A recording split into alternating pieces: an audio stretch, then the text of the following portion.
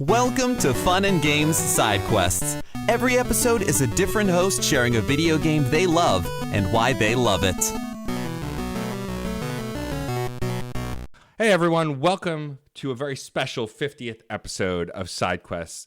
I am the creator, producer, and co-creator of Fun and Games, the creator and producer of Side Quests, Matt, aka Stormageddon. I am joined by two very special guests. Hi, I'm Geoff Moonen. I'm the other creator of the Fun and Games podcast and a proud member of the Certain POV Network, and very happy to be here for this special episode.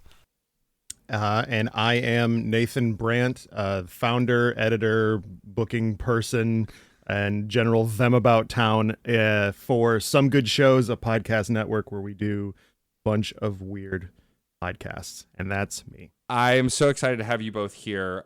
For episode 50, I wanted to do something a little special. We're talking about the game Shovel Knight, specifically the original release, Shovel Knight, Shovel of Hope, a game that if you listen to the main show of Fun and Games, you know Geoff and I mention at least once per episode minimum, if not more. And very recently, Nathan was on an episode of the Left Behind Games Club podcast, friends of the show, and talked about Shovel Knight. And so I thought it would be a great idea, instead of it just being me or Geoff or Nate talking about this game, that we'd have a little roundtable talking about one of the greatest 2D platformers to ever have been created.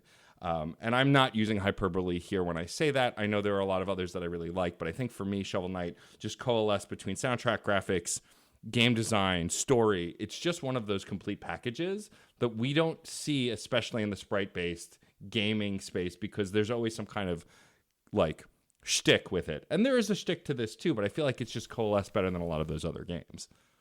Absolutely. Shovel Knight is very much a success of the idea of standing on the shoulders of giants, because it's a game that evokes and it looks to the memories and sort of quote unquote common knowledge of how the NES worked, the old Nintendo Entertainment System of the late 80s, early 90s, while also being a game that could never actually run on that system.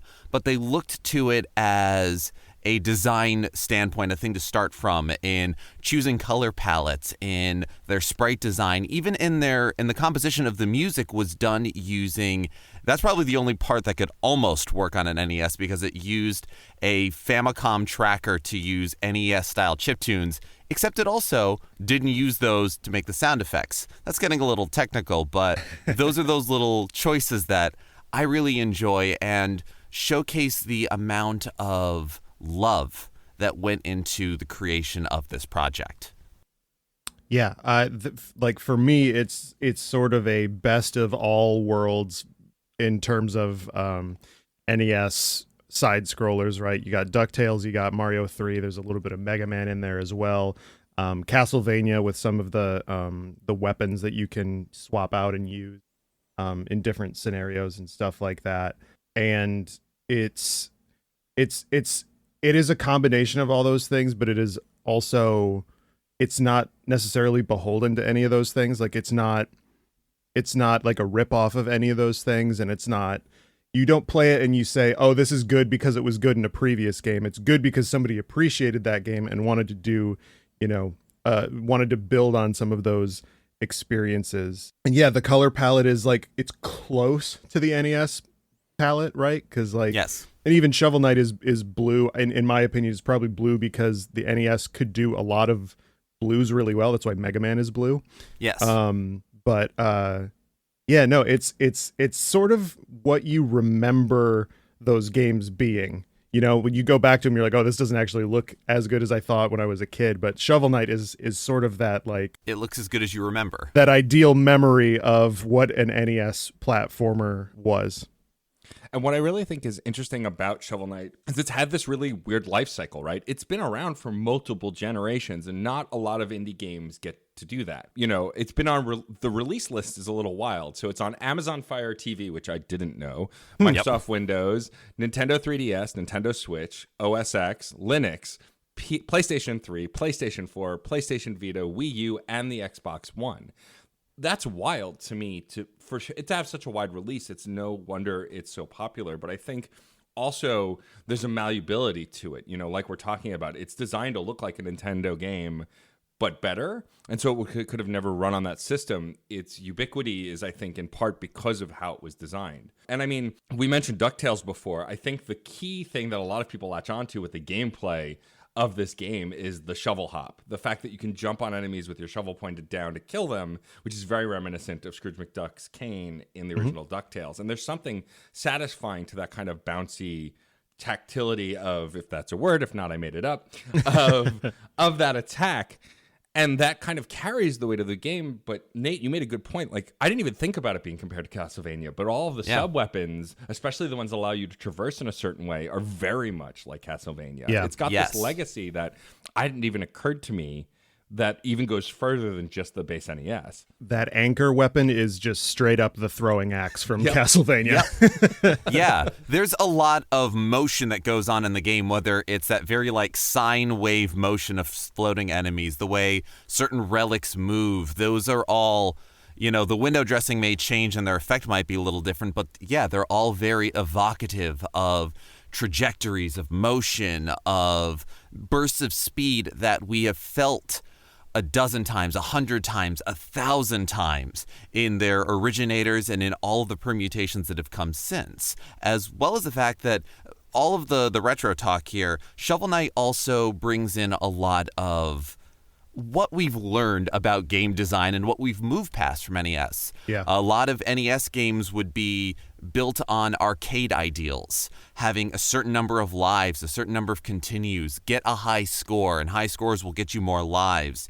All of that is done away with and sort of wrapped up into one thing, and that's treasure. And we, as you know, we get points not necessarily to get points. Some do. But the treasure in this game is your life system. It is your upgrade system. It is all of those things. And it is also the beginning of one of the things I love about playing Shovel Knight, which is you can engage with it on as challenging or as easy of a level as you want. You can explore as much as you need to. And there's nothing you necessarily need to turn on, but it will automatically do. I don't think this was in the original release, but they've had a very robust update schedule that's gone on since Shovel Knight's 2014 release, that there is a sort of built-in speedrun mode where the thing that is most easily evocative of Mario 3 is the way you choose stages. You move around on a sort of segmented map that you unlock when you beat levels. But there are also, much like Mario 3, little wandering one-on-one fights that can happen, a la the Hammer Brothers. But if you reach a certain point in the game with a playtime under, I believe, 14 minutes, they don't show up. So if you are trying to speedrun the game, it removes a random element and something that is meant to create a living, breathing world as you slowly explore. If you're gunning for it, they make it a little easier for you. You don't have to turn on speedrun mode. You don't have to choose that. If it is below a certain time, that happens. When in playing through the game, there are checkpoints throughout the levels that, you will die a lot. It's challenging. It's meant to be. And because you don't have limited continues, it's fine. When you die, you lose a little treasure. If you can make it back there, maybe get the treasure. Don't die while you're doing it. But you can also destroy the checkpoints. Get more treasure. Yeah. And that's taking on challenge for yourself. You're not choosing easy, medium, hard with any of the emotional baggage that might have. Mm-hmm. You are making these choices on the fly. If you feel confident about a level and you just want more treasure, destroy the checkpoints, whatever. You take that onto yourself. And I absolutely love that. Again, these sort of easy pick with instant, I don't want to say payoff or consequences, but a bit of both that wouldn't be possible. I don't know how long, when that became a thing that was much easier, but it also plays into what we wanted to do with NES games. We tried to hit everything we could. We tried to jump on everything. And now something happens. Right. Yeah. And again, with the Castlevania, going at a wall that you think might have something inside of it. Like if you have that sort of like Donkey Kong Country, mindset when you're playing Shovel Knight, it definitely pays off to get some extra treasure and stuff like that too. And Yeah, no, the skill floor isn't super low. Like, it's still a difficult game, but you can raise the skill ceiling as you like, which is really cool. And I like that. And it's, it's that system is like compared to Dark Souls, because everything in video games is at some point compared to Dark Souls. Yup. But I haven't seen like a game like Dark Souls just have the courage to be like, what if you could get rid of the bonfire? What if you could get rid of the lantern and see, how tough you really are and how good you really are at this game? And so I think that's super.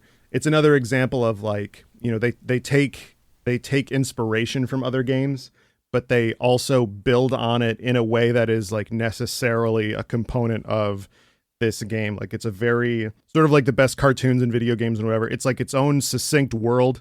Like, you understand, like, you go into town and like, oh, there's horse people. Cool. Yeah, sure. Whatever. Why not? Like this, this is weirdly like an economy built on knights, different kinds of knights just going around and doing things. It's very interesting in that way. And I guess story-wise, like, I actually think Shovel Knight has one of the best stories in video games. I am a believer in that if you're going to have a story in your video game, it needs to necessarily link into the gameplay, or be, for some reason, it needs to be a story told through games. That's at least the best way to have a story in games. And Shovel Knight is definitely one of those, because Shield Knight is mechanically very helpful to you. So by the time you're at the end, you've gone through all of those save her, catch her moments, or them, or whatever, because you can change the genders of any of the characters in this game too. By the time you get to the end and you're fighting the enchanter/enchantress, when you get the Shield Knight like boost, you're like, this is why they were a team. Yeah. This is, so you understand that, these people were, you could infer that they're romantically involved, but at minimum, you're like, this is why they were like such a great team. Like that opening shot where it shows Shield Knight and Shovel Knight, and they're like, doing like a cool action pose, and it's like, it's like once long ago there was champions that, blah blah blah. And you're like, yeah, I believe that. I believe that there was this golden age of at least Shovel Knight's life where they were just doing crazy awesome adventure stuff with Shield Knight, and that they were a team, and Shield Knight not being there is like completely like a detriment to Shovel Knight's life, and that's why he went into like, he became a farmer after Shield Knight left or whatever.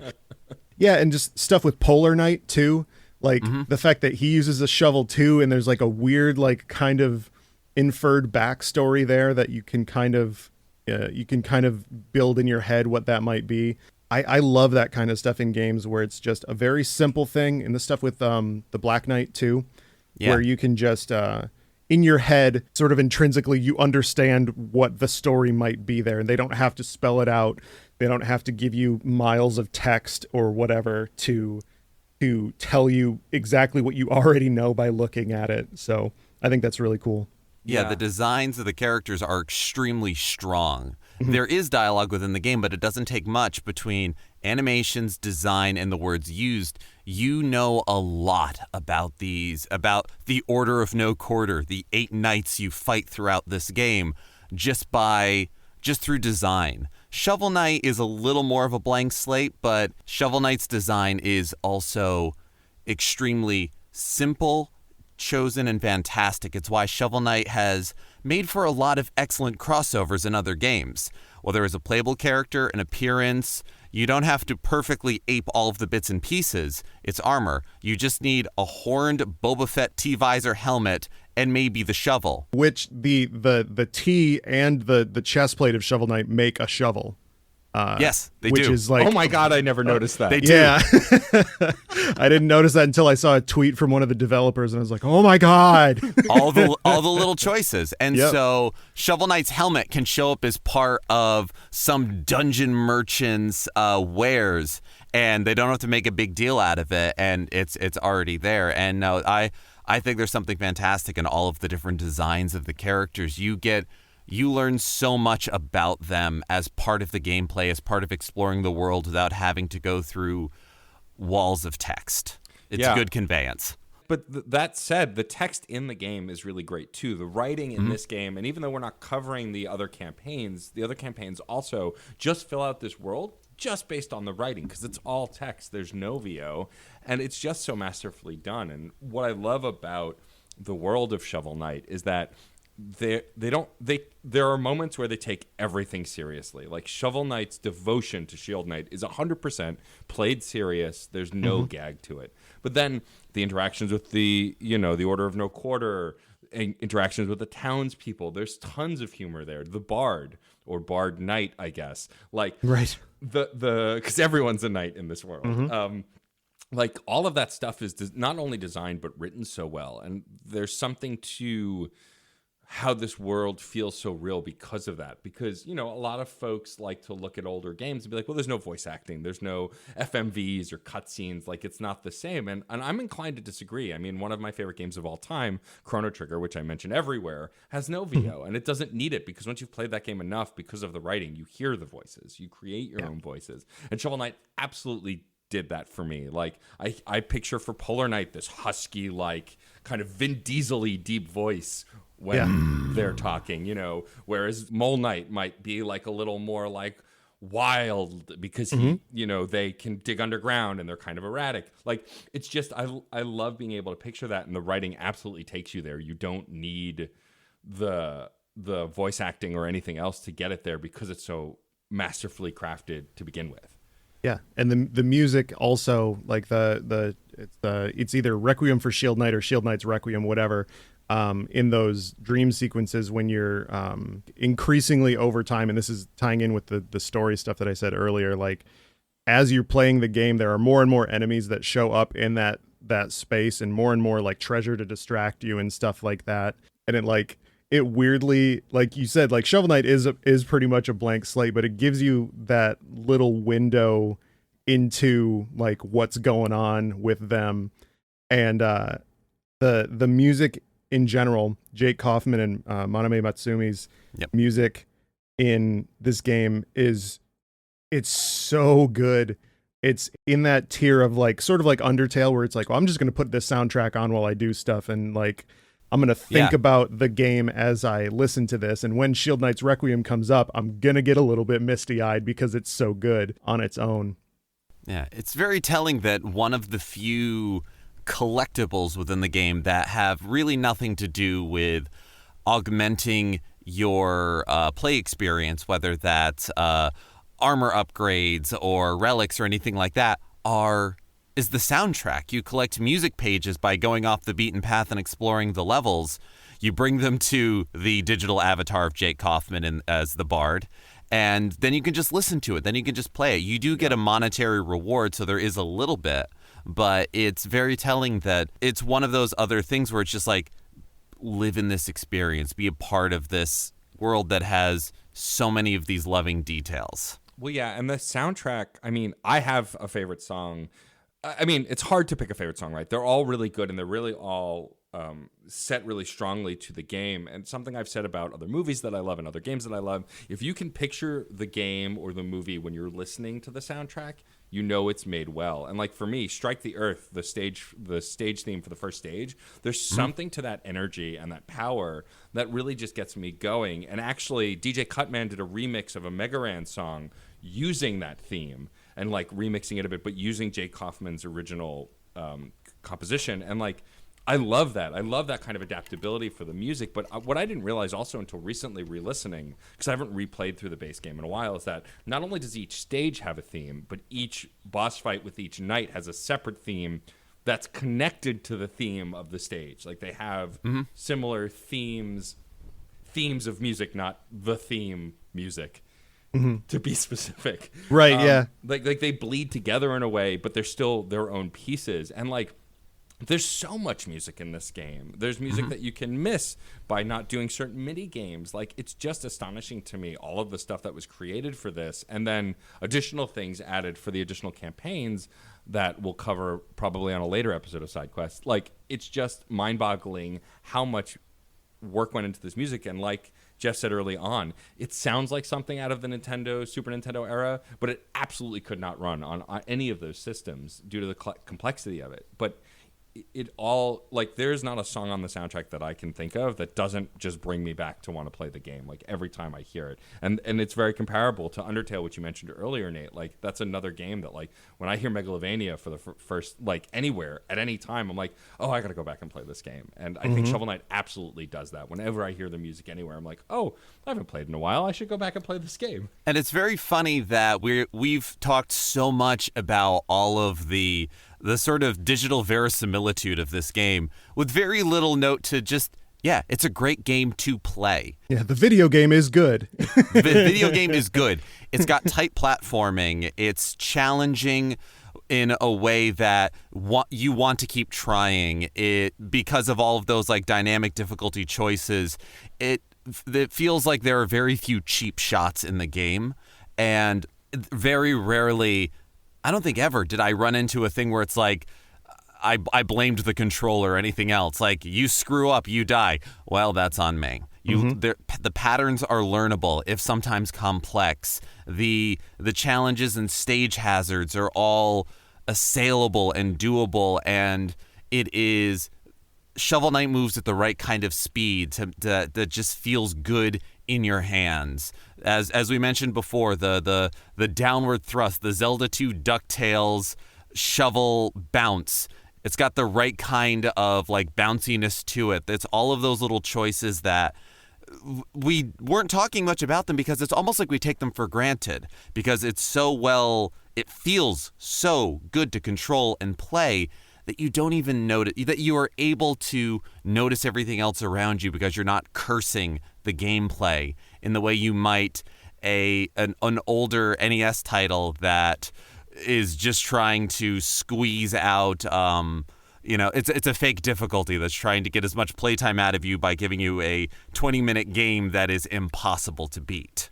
That's another way that this game has evolved and just is so refreshing to play. Speaking of like the evolution of this game, in award shows like Game Awards or in a lot of other like games awards shows, there's recently been the award of best ongoing game, and usually it's like Fortnite, Overwatch, PUBG, and like maybe one other game that maybe released the year before but is still going on.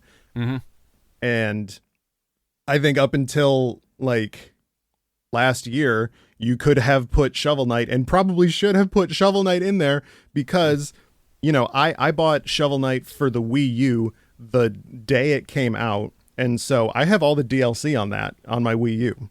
Yeah. And like up until recently, with the King of Cards and the Smash Bros the showdown, that's what it is. Yeah. That Shovel Knight was an ongoing game, and we don't think of that as being in the same kind of thing as like Overwatch or whatever. But every time I saw those awards being announced, I'm like, well, Shovel Knight's not on there, and it definitely should be. I think that their dedication to their promise in the original Kickstarter has been really awesome, and it puts a lot of faith in Yacht Club Games to I will wait as long as I need to for an official like done by them Shovel Knight sequel, whatever it's going to be, whether it's Shovel Knight 2 or whether it's Shovel Knight 64, which they've joked about, which would absolutely rule.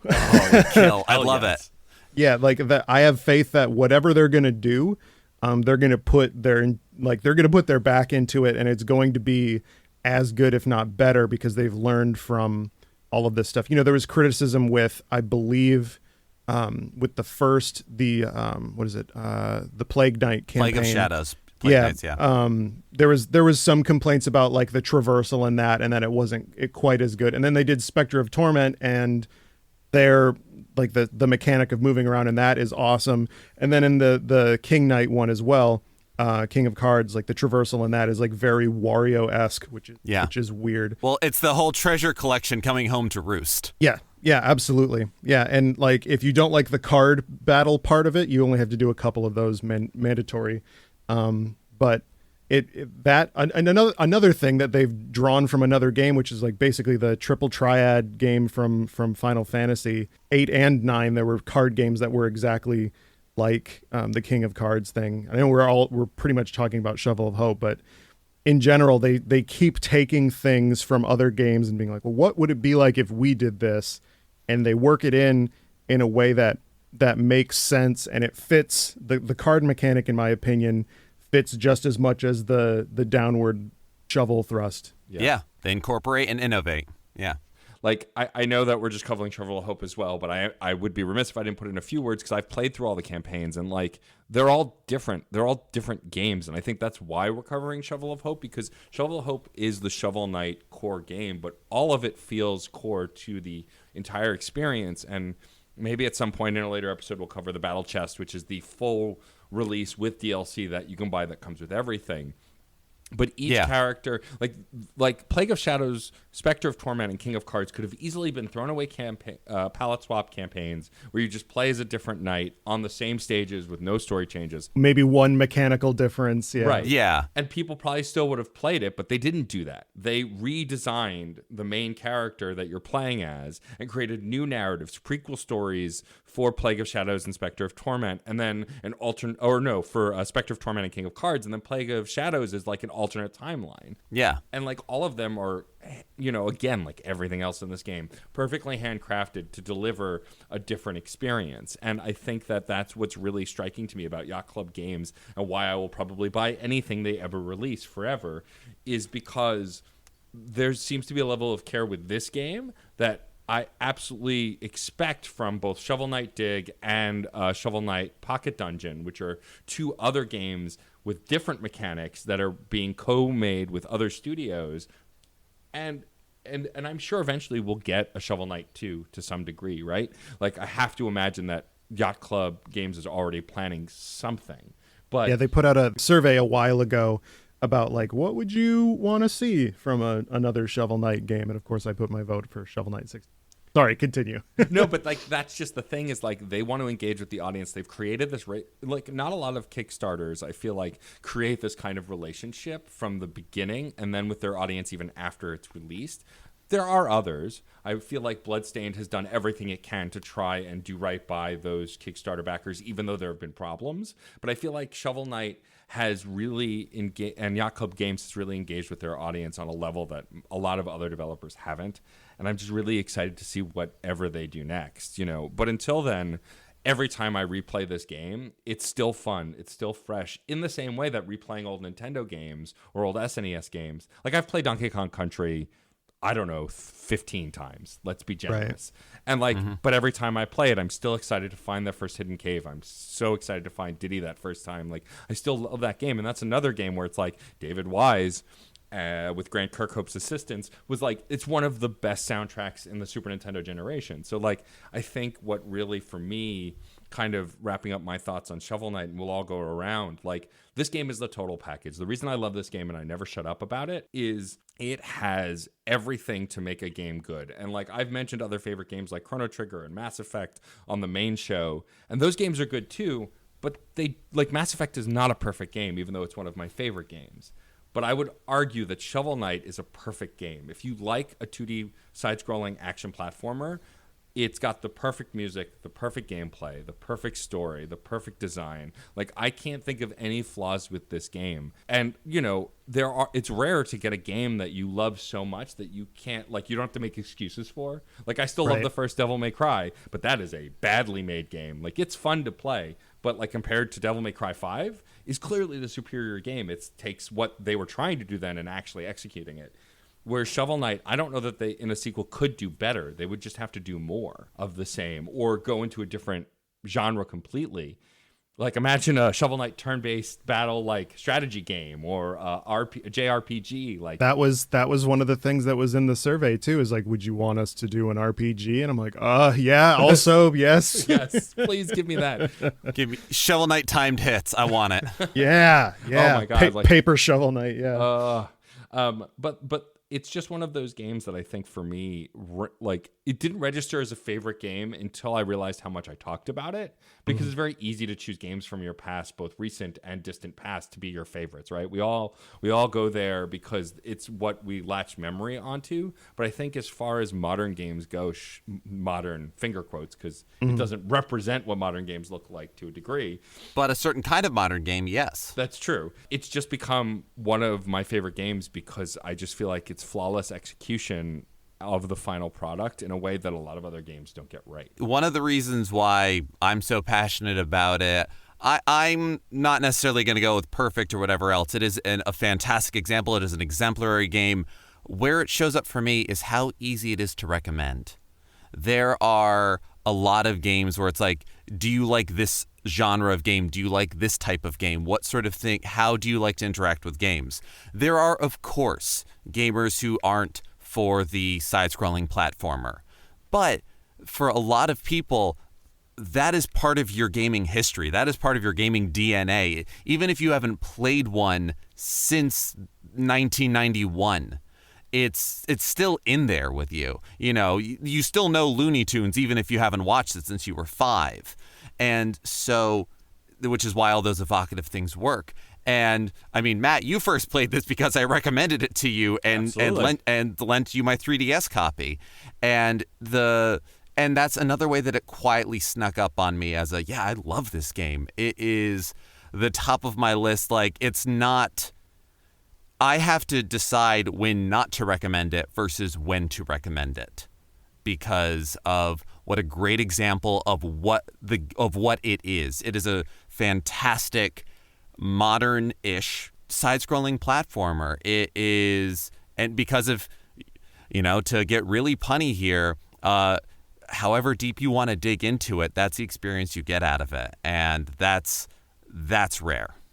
Right. Yeah. Like the Shovel of Hope is, you could say that it's 1/5 of the game, but whether or not you'd say that it's perfect, you would probably give it like a 10 out of 10. Like there's not really much that you would want out of it. And, obviously 10 out of 10 doesn't necessarily have to mean that it's absolutely perfect, right? But everyone should try it. Yeah, exactly. But that's one of there's 3 other campaigns on top of that, and then there is a fighting game on top of that as well. So it's like I haven't delved too much into the other campaigns because, like I said, it's on my Wii U. I have those, so it's a little bit more effort to get that out there. But yeah, no, the base game Shovel of Hope. When I was on Left Behind Game Club, like you mentioned earlier, one of the hosts wasn't super keen to play Shovel Knight, but they did for that episode of the podcast, and they came out of it saying like, "Wow, that was really good." I don't normally like retro looking games aren't my thing. 2D games really aren't my thing.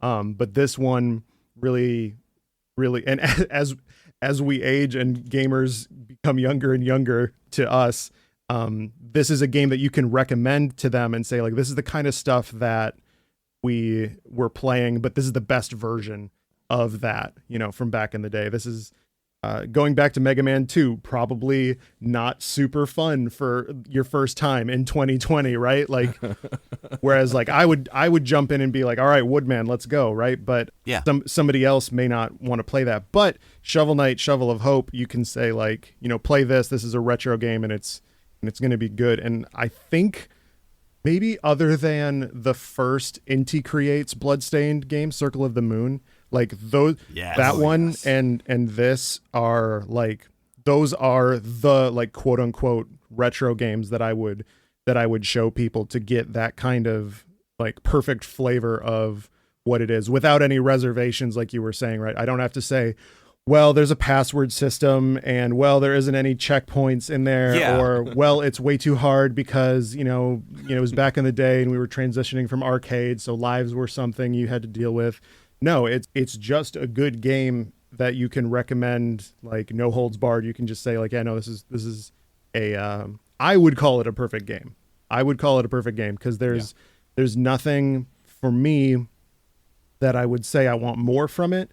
But at the same time, too, as I keep playing it, there are things that I find to enjoy about it more and more, like Propeller Knight's stage being almost like completely vertical. You can fall from almost the top down to the bottom. Like they all build on each other, and it's got that very Mega Man style conveyance where it shows you something like very easy to go over, and then it like builds on that and builds on that, and then it builds on more things, and then the end you have this gauntlet of like the wind and the propeller thing and all of this other stuff. So you can dig in and enjoy the level design, the like really subtle level design stuff. And then on top of that, when you see that little rat with the helicopter, that's the funniest thing in the world. You know, It's delightful. that's the best part of the game. Oh yeah. Yeah, I think we can all agree that Shovel Knight is one of the greatest 2D platformers ever made, and I'm so excited that both of you joined me for this kind of extended version of Side Quests. This is a series that I've poured my heart and soul into. It is all stemmed from what the thesis of the show is.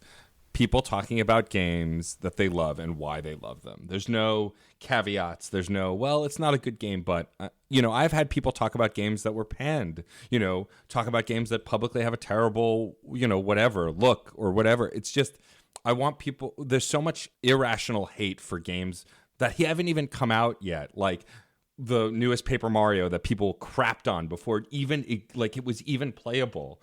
Like, that kind of hate in the games industry drives me crazy. And so to have a series where people can just unabashedly talk about why they love something is so important to me. And it was so important to me to have both of you to talk about this game that we unabashedly love. So I'm going to let y'all plug in just a sec. Everyone knows where to find me. I am at aka Stormageddon. I produce this show. I am part of Fun and Games with Geoff. I do a ton of other shows over on certainpov.com. You can go to djstormageddon.com to find everything that I do. But, just thank you sincerely to everyone listening to this. Thank you to everyone who has done an episode of this. And thank you to everyone who will yet to do an episode of this. I really appreciate it. Yeah.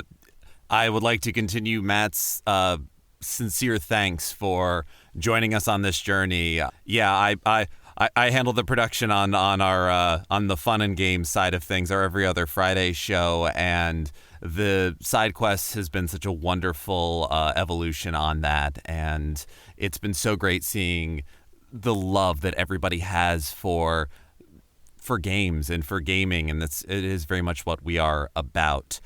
You can find me on every other Friday on Fun and Games, and you can find me on Twitter at Geoff, Geoff makes noise. I stream at Not Geoff at All. That's Geoff with a J, because that's the easier one to spell for people. And I'm all about. And you can find me at Victory Position on Twitter. And you can also search in any podcast app or site, service, whatever, for Some Good Shows, all one word. And we literally have 8 podcasts, some of them seasonal, some of them regularly occurring. We just started one that is like a recap and analysis show on My Hero Academia, which is more of our traditional, I would call that our normal podcast, right? It's like an hour and a half of people talking about something, and it's not like a weird high concept half hour thing that we do. But yeah, no, and thanks for having me. Like, doing my episode on Fortnite was really cool. It came at a time when I was like really, really, really hot on that game, and I was like, I would have done that podcast for myself to listen to for myself, let alone put it out for someone else. So that's really cool. And if you haven't done one on Last Guardian, I would love to come back and talk about how Last Guardian is actually a person. We haven't, and consider yourself on the list. But yeah, no, you can find me at Victory Position on Twitter, and at Some Good Shows on Twitter is our podcast network where we have myriad shows about myriad things. Yeah, if you haven't checked out Some Good Shows yet, please do. I've been a guest on the New Entertainment System podcast, which is one of the greatest high concept video It's so game cool podcasts on the planet. Thank you. Making up stupid shit in the best way. And then, of course, the one that I want to pitch, because I'm so excited about it, and it doesn't come out till next year, but it is called Found Family, and it is a TTRPG actual play podcast in the Fast and the Furious universe. And it's just going to be, I say this with all the love, the dumbest thing ever in the best way, and I'm so excited. For me, it's like I don't like a whole lot of tabletop RPG stuff because I don't like all the math and the magic stuff and whatever. It's just like, let's run some cars into each other. Boom, boom. Yeah, exactly. Exactly. Thank you, everyone, for listening. This has been a very special episode of Side Quests about the incredible game that is Shovel Knight. And remember, as always, happy gaming. Hey there, Screen Beans. Have you heard about Screen Snark? Rachel, this is an ad break. They aren't screen beans until they listen to the show. Fine. Potential Screen Beans. You like movies and TV shows, right? I mean, who doesn't? Screen Snark is a casual conversation about the movies and television shows that are shaping us as we live our everyday lives. That's right, Matt. We have a chat with at least one incredible guest every episode, hailing from all walks. We've interviewed chefs, Writers, costumers, musicians, yoga teachers, comedians, burlesque dancers, folks in the film and TV industry, and more. We'd be delighted for you to join us every other Monday on the Certain POV Podcast Network. Or wherever you get your podcasts, fresh and tasty off the presses. What? But that's not. Can I call them Screen Beans now? Fine. Screen Beans. So tune in and we'll see you at the movies or on a couch somewhere. 'Cause you're all Screen Beans now. She will be mine. CPOV. CertainPOV.com.